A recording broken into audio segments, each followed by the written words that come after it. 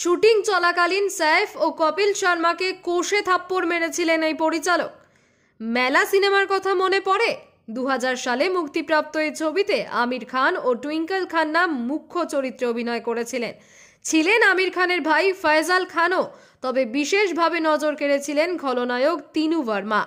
মেলা ছবিতে খলনায়ক গুজ্জর সিং এর চরিত্রে তিনুর অভিনয় প্রশংসাযোগ্য। এরপরে আঁখে, হিম্মত, মা তুঝে সালাম ছবিতে কাজ করেছেন তিনি। শুধু হিন্দি ছবি নয়, ভোজপুরি ছবি লৈলা মাজনুতে অভিনয় করেছিলেন তিনি।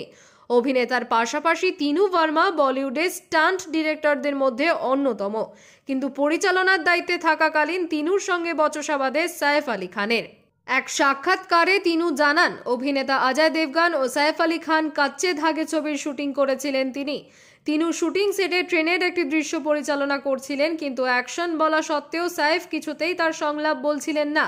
বারবার একই ঘটনার পুনরাবৃত্তি হওয়ায় তিনু সাইফের কাছে এর কারণ জানতে চান।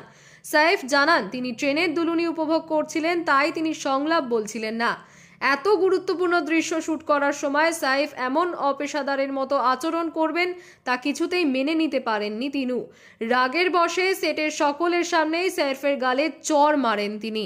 কপিল শর্মা অনুষ্ঠানের একটি পর্বে কপিল জানান, গদার এক প্রেম কথা ছবিতে তিনি জুনিয়র আর্টিস্ট হিসেবে কাজ করতে গিয়েছিলেন, কিন্তু তিনু তাকে সকলের সামনে চড় মেরে সেট থেকে বের করে দেন।